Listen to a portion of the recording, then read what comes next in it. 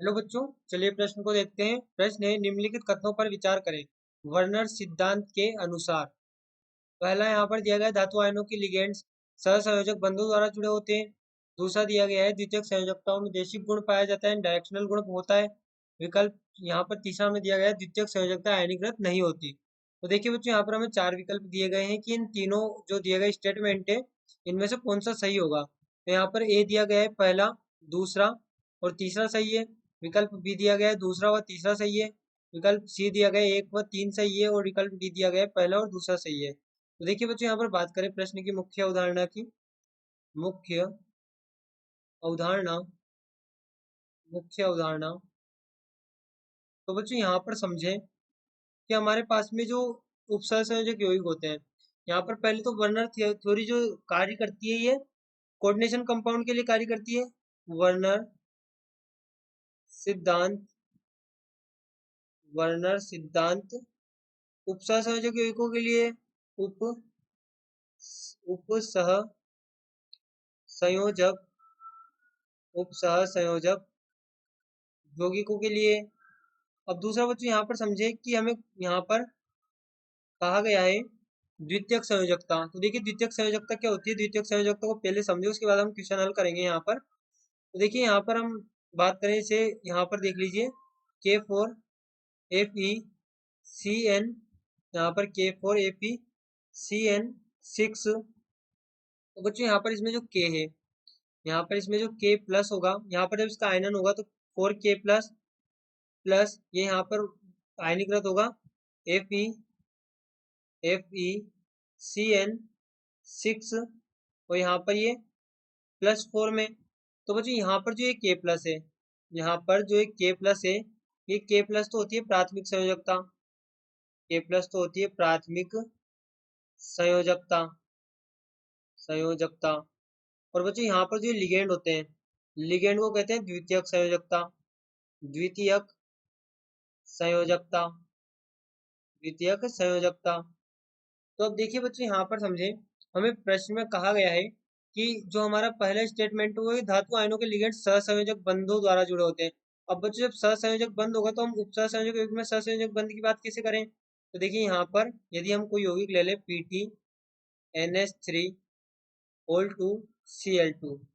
तो अब बच्चों यहाँ पर देखिए जो अमोनिया है, यहाँ पर ये अमोनिया प्लेटिनम को यहाँ पर इलेक्ट्रॉन देगा और इससे बॉन्डिंग करेगा। यहाँ पर इलेक्ट्रॉन देगा और इससे बॉन्डिंग करेगा, तो ये जो बॉन्ड होगा ये यहाँ पर उपसह संयोजक बंध होगा। यहाँ पर ये वाला जो बंध है, ये यहाँ पर उपसह संयोजक बंध है। क्यों? क्योंकि इलेक्ट्रॉन दे रहा है और बॉन्डिंग कर रहा है। उपसह संयोजक उपसह संयोजक बंध।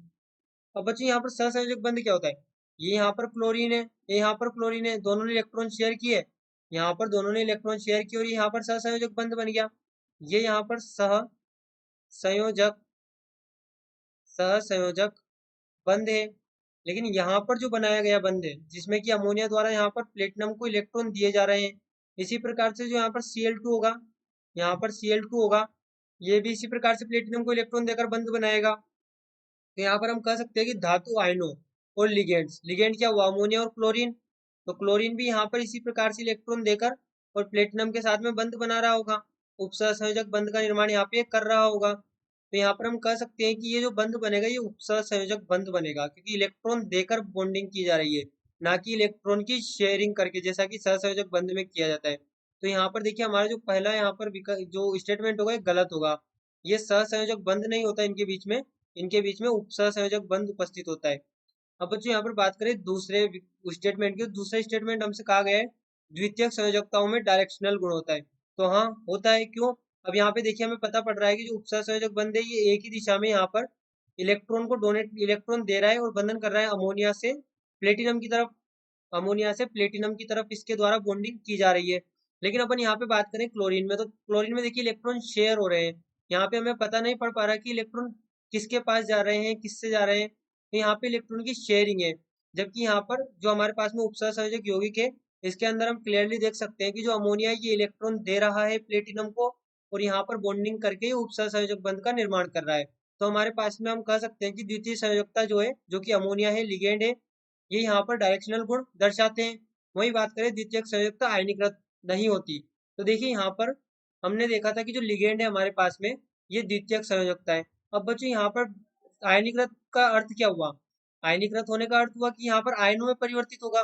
तो देखिए जो प्राथमिक संयोजकता है ये आयनीकृत होती है।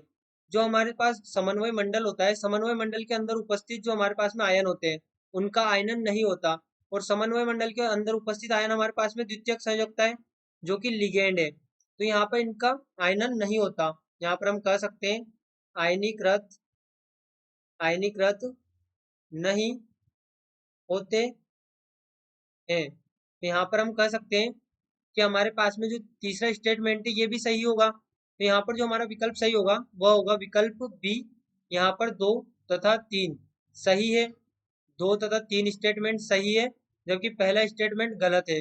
धातु आयनों के मध्य, यहाँ पर धातु आयनों लिगेंड के मध्य सहसंयोजक बंध नहीं, उपसहसंयोजक बंध पाए जाते हैं। आशा करते हैं आपको प्रश्न समझ आया होगा।